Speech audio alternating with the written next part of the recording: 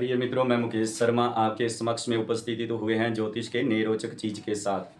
प्रिय मित्रों, जब हम ज्योतिष की बेसिक जानकारी सीख लेते हैं, फंडामेंटल कार्यक्रम सीख लेते हैं, जब ज्योतिष के सूत्रों का प्रयोग करना शुरू करते हैं, ग्रहों का रिजल्ट निकालना शुरू करते हैं या कुंडली के भावों का फलादेश करना शुरू करते हैं, तो हम कैसे निर्धारित करेंगे कि कुंडली का कोई भाव निर्बल वाली स्थिति में कैसे आता है या बलवान वाली स्थिति में कैसे आता है।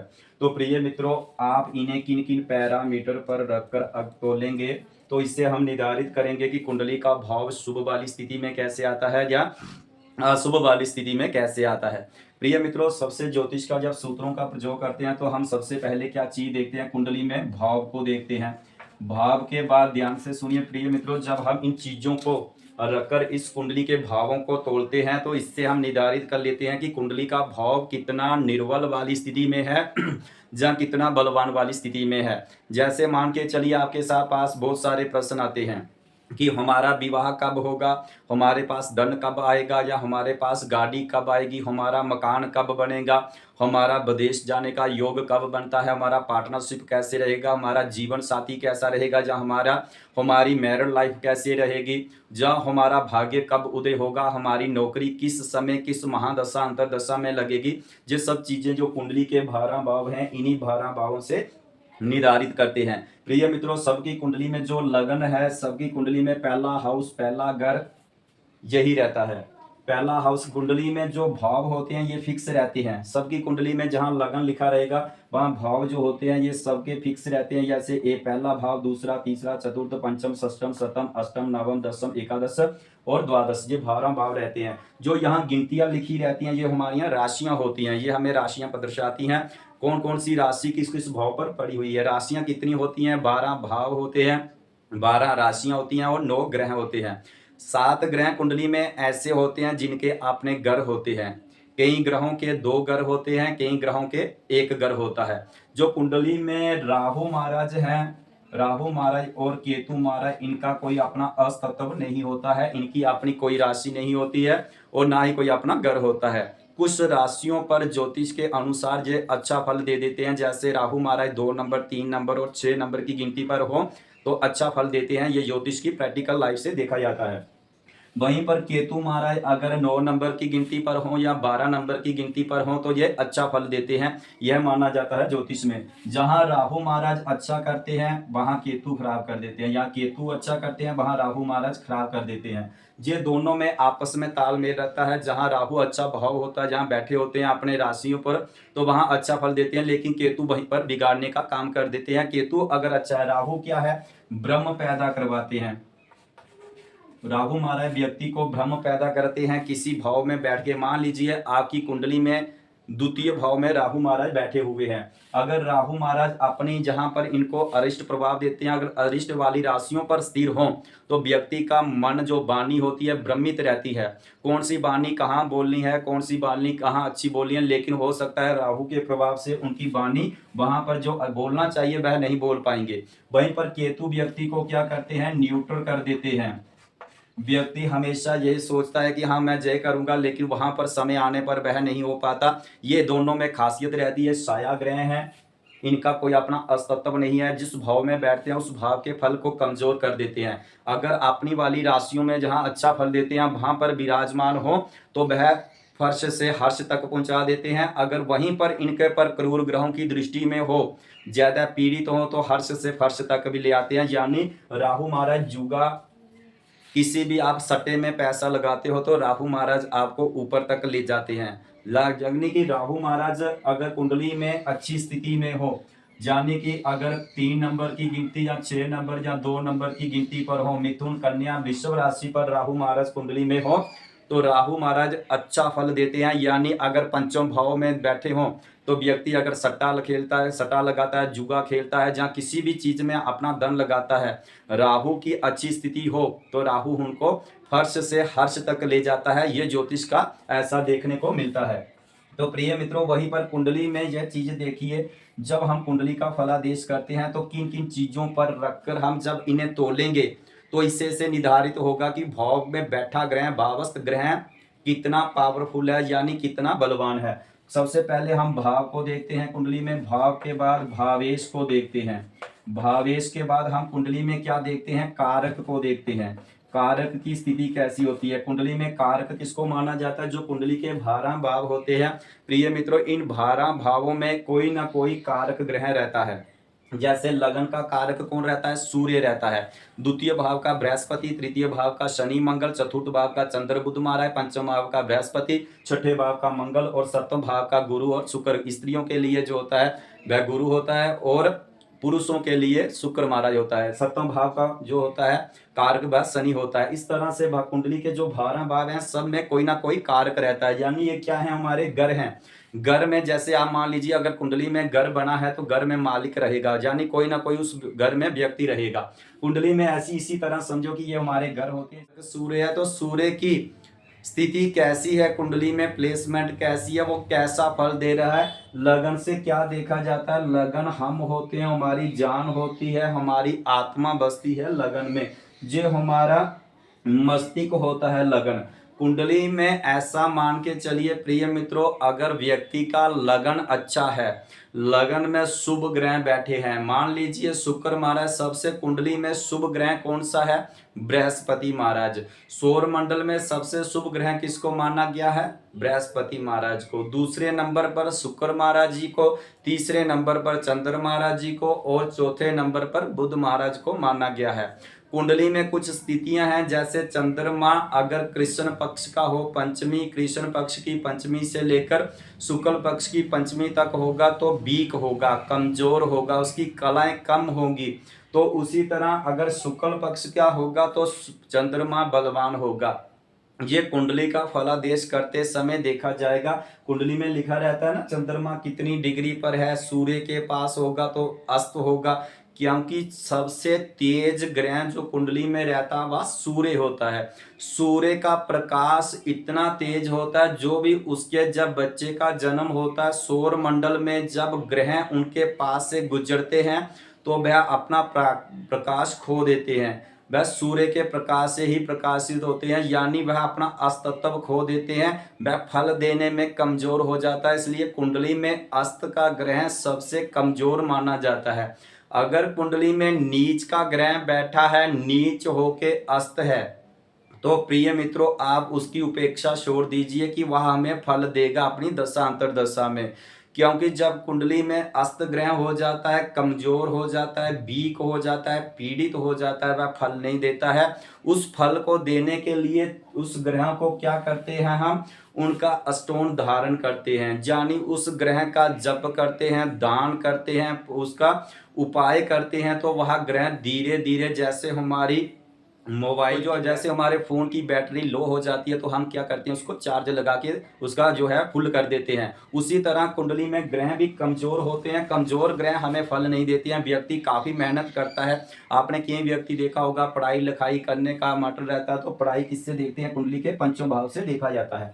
तो पंचम भाव में बैठा ग्रह शुभ स्थिति में है, इसका कारक यानी भाव भावपति भाव कारक अच्छी स्थिति में है, व्यक्ति ने काफ़ी पढ़ाई लिखाई कर ली है, लेकिन जब वह नौकरी में अपना इंटरव्यू देता है वहां पर पास नहीं होता, यानी दसवें भाव कुंडली में बैठा ग्रह नीच राशि में हो, नीच होके मान लीजिए अस्त है, जब पाप कर्त्री में है, क्रूर ग्रहों से पीड़ित है, तो व्यक्ति को काफी मेहनत जीवन में करनी पड़ती है, यानी संघर्ष करना पड़ता है। अगर व्यक्ति अपने उस पीरियड के समय जब वह नौकरी का अपना कार्य चलाना शुरू करता है तो उससे अगर अपनी कुंडली का परामर्श करके उन ग्रहों का उपाय करता है तो समय आने पर उनकी नौकरी भी लग सकती है। लेकिन हालांकि अगर आप इस स्थिति से मानिए कि हाँ व्यक्ति पढ़ा लिखा बहुत है, सोचेगा कि मेरी नौकरी लग जाएगी, ये कुंडली का जो ग्रह होते हैं ये हमारे ऊपर प्रभावित रहते हैं।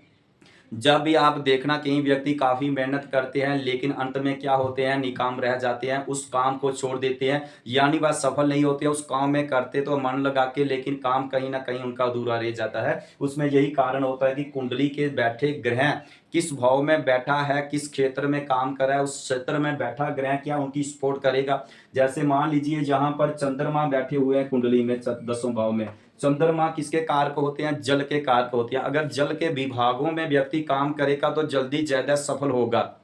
अगर कुंडली में यहीं पर मंगल महाराज बैठे हैं तो मंगल किस तत्व के होते हैं? अग्नि तत्व के होते हैं। अगर हम सोचें कि अग्नि तत्व के ग्रह बैठ के हमारे साथ सपोर्ट करेंगे तो ऐसा व्यक्ति को होगा नहीं जीवन में। इसलिए जिस कार्य क्षेत्र में आप जाना चाहते हो, कुंडली के जो ग्रहों का तत्व है उस तत्व से जुड़कर काम करेंगे तो प्रिय मित्रों, जो ज्योतिष की हमेशा प्रैक्टिकल होता है, हमेशा ज्योतिष क्या है, प्रैक्टिकल लाइफ की तुलना से चलती है। जब भी आप कुंडली का फलादेश करके इस तरह को व्यक्ति को बोलोगे कि हाँ आप मंगल से जुड़कर इस चीजों को यानी लाल वाली चीजों को के साथ आप जुड़कर काम करोगे, मंगल के तत्व से जुड़ के काम करोगे तो जीवन में जल्दी सफल हो जाओगे। जैसे आपने देखा होगा व्यक्ति काम कम करते हैं लेकिन धन बहुत आता है, तो क्या चक्कर होता है उनकी कुंडली में? हो सकता है वह अपने उन तत्वों से जुड़कर काम करेंगे तो हो सकता है उनको ज्यादा लाभ हो रहा हो। तो कुंडली में जो चीजें सब देखते हैं, भाव को देखते हैं, भावेश को देखते हैं, कारक को देखते हैं, कारक के बाद हम क्या देखते हैं? दृष्टियों को देखते हैं। कुंडलियों में दृष्टियां होती हैं, कुछ जो ग्रह होते हैं 9 ग्रह सबके पास दृष्टियां होती हैं। कुछ ग्रह अच्छे ऐसे हैं जिनकी 3-3 दृष्टियां होती हैं, जैसे बृहस्पति महाराज हो गए, राहु महाराज हो गए, केतु महाराज हो गए और शनि महाराज हो गए। इनके पास 3-3 दृष्टियां हैं, बाकी सब ग्रहों के पास एक एक दृष्टि है। जैसे आपके पास एक दृष्टि देखने को मिलती है, ऐसे ग्रहों को 3-3 दृष्टियां मिली हैं। तो कुंडली में शुभ ग्रहों की दृष्टियां जहां पड़ती हैं वहां शुभ करती हैं, यानी उस भाव के फल की वृद्धि करती हैं। और जहीं पर क्रूर ग्रहों की दृष्टियां पड़ती हैं तो उनको धीमा करती हैं, यानी उस भाव पर जहां उनकी दृष्टियां पड़ती हैं उस भाव के फल को कमजोर करती हैं, यानी धीरे धीरे धीरे उस फल को नष्ट करती हैं। क्रूर ग्रह कौन कौन से आते हैं कुंडली में? आप जानते हैं शनि महाराज भी क्रूर है, क्योंकि न्यायाधीश है, न्याय देवता है। अगर शनि महाराज न्याय का फलादेश करते हैं, न्याय देते हैं, तो शनि महाराज क्रूर स्वभाव के रहेंगे। अगर इनका मन निर्बल होगा तो वह न्याय नहीं कर सकते हैं, इसलिए कर्म के दाता माने गए हैं शनि महाराज। अगर शनि महाराज कुंडली में कहीं जोग कारक हो, अगर आप अपने सही धर्म से जुड़कर काम करते हो तो आप अपने जीवन को सफल मानिएगा कि आपका जीवन शनि महाराज सफल कर देते हैं। इनकी चर्चा करेंगे बाद में, लेकिन दृष्टियों को देखेंगे। दृष्टियों के बाद कुंडली में क्या देखते हैं? ज्योतियों को देखते हैं।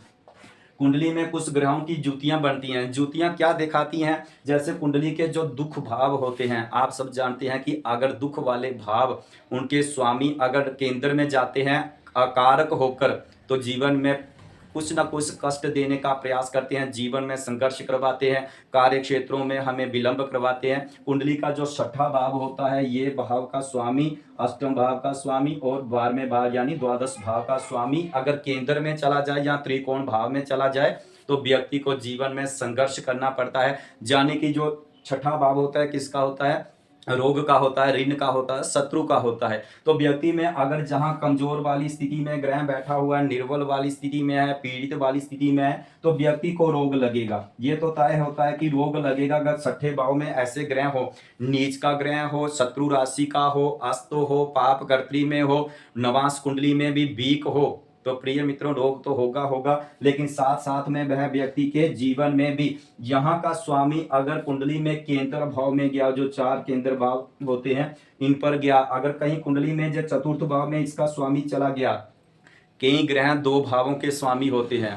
अगर एक शुभ ग्रह एक शुभ भाव का स्वामी है, एक त्रिक भाव का स्वामी है यानी दुखदायक का स्वामी है, अगर वह चला जाएगा कुछ अच्छा हो जाता है, लेकिन अपने कारत्व को कमजोर नहीं करेगा। जैसे मान लीजिए 2 ग्रह होते हैं, जो एक केंद्र का है या त्रिकोण का है, दूसरा दुख भाव का है यानी त्रिक भाव का स्वामी है, लेकिन वह ग्रह अगर 4th भाव में जाएगा अपने स्वयं के कारत्व को कमजोर नहीं करेगा, लेकिन जिस भाव में बैठेगा उस भाव के फल को कमजोर करेगा।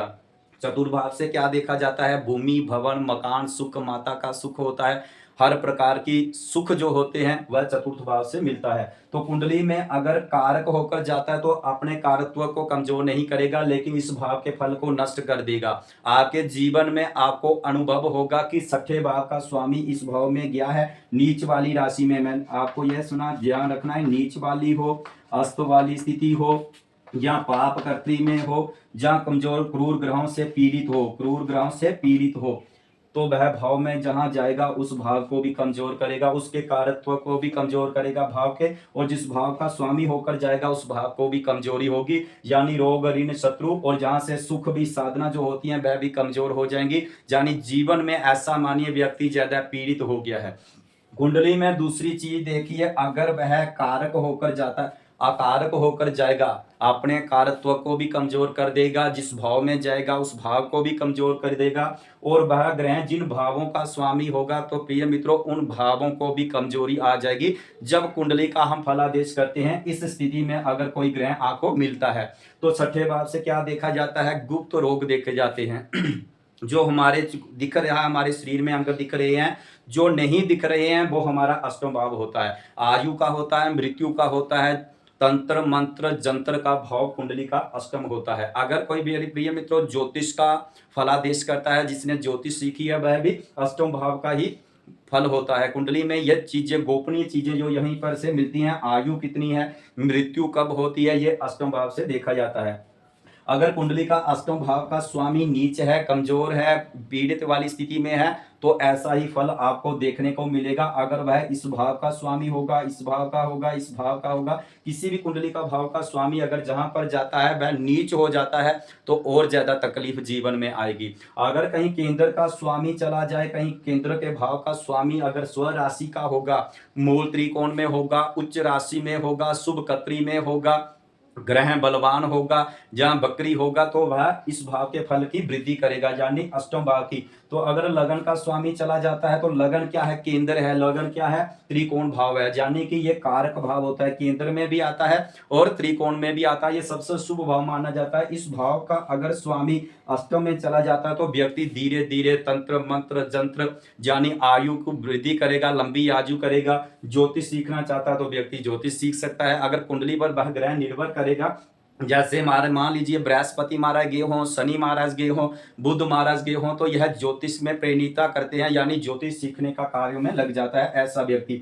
अगर कुंडली में लगन का स्वामी, इसका स्वामी, इनका स्वामी अगर अष्टम में जाता है, उच्च राशि में होता है या मूल त्रिकोण में होता है, स्व राशि होता है या स्वग्रही होता है, जब शुभ कत्री में होता है, तो ऐसा मानिए कि वह उस भाव के फल की वृद्धि करेगा। कब करेगा, धीरे धीरे धीरे, जब उस भाव के ग्रह बैठा ग्रह की दशा चलेगी तो धीरे धीरे इस चीजों को आपको देखने को मिलेंगी। अगर वहीं इनका स्वामी अगर नीच होके बैठा है, कमजोर है, निर्बल वाली स्थिति में है, शत्रु राशि में है, पाप कर्त्री में है, पीड़ित है, दो ग्रहों से पीड़ित है, तो ऐसा व्यक्ति जीवन में संघर्ष, कुछ ना कुछ अष्टम भाव क्या है, मृत्यु तुल्य कष्ट देने का प्रयास करता है। धीरे धीरे मृत्यु भी हो सकती है उस दशा अंतरदशा में। कुंडली में जो निर्भर करता है कि ग्रहों की पावर कितनी है, डिग्री कितनी है। तो प्रिय मित्रों ये चीजें सब देखते हैं, हम भाव को देखते हैं, भावेश को देखते हैं, कारक को देखते हैं, दृष्टि को देखते हैं, ज्योति को देखते हैं। उसके बाद कुंडली में क्या चीज देखते हैं, नवांश कुंडली को देखते हैं।